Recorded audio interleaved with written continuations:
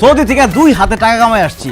এই 6 মাস গ্রামে থাকবো, খাবো, ফুর্তি করবো, ঘুরবো, মজা করবো আর 2 হাতে টাকা উড়াবো। দেখো দেখো সব কিছু হয়ে গেছে রঙিন, এসে গেছে সৌদি মতিন। আপনার কি মনে হয় এই সাইজের একটা মানুষ একটা বড় মাছ নিয়ে বাড়ি পর্যন্ত হাইটা যাইতে পারবো? এক কাম করেন, মাছ ফেরত লন, 500 টাকার জায়গায় আমি আপনার 1000 টাকা দেবো।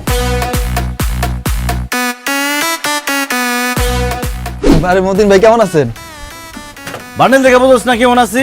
আলু, পেঁয়াজ, ডাল, মুড়ি, সুজি, ময়দা, আটা, সয়াবিন তেল, সরষের তেল সব ব্যান গাড়িতে ওঠা। দেখো দেখো সব কিছু হয়ে গেছে রঙিন।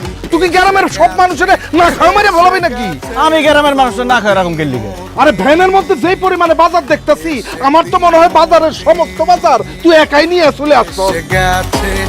এসে গেছে সৌদি। বিদেশ থেকে আসছেন, টাকা এখন পকেটে গরম গরম আছে দেখা সব খরচ করে ফেলেন না। টাকা শেষ হয়ে গেলে বুঝবেন একটা টাকা কারো কাছ থেকে পাইবেন না।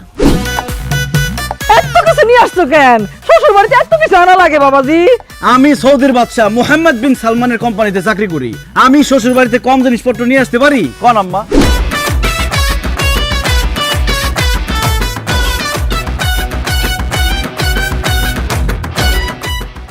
আপনার অ্যাকাউন্টে কয় টাকা ছিল, কয় টাকা খরচ করছেন হিসাব রাখেন নাই? 6-7 লাখ টাকার মতো ছিল। বিদেশতে বাড়িতে আইসা আপনি এমন ভাবে টাকা খরচ করছেন, আমি তো ভাবছি কোটি কোটি টাকা ইনকাম করে আইছেন আপনি। বাড়িতে এসোস তুই 4 মাস হয়েছে, এর মধ্যে তো টাকা শেষ। এই 5 বছর তুই বিদেশে কি করছস? ঘোড়ার ঘাস কাটছস?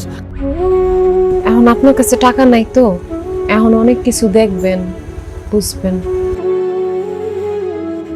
আমি আপনারে বারবার কইছি না উল্টা পাল্টা টাকা খরচ করেন না, বিপদে পড়বেন আপনি একটা।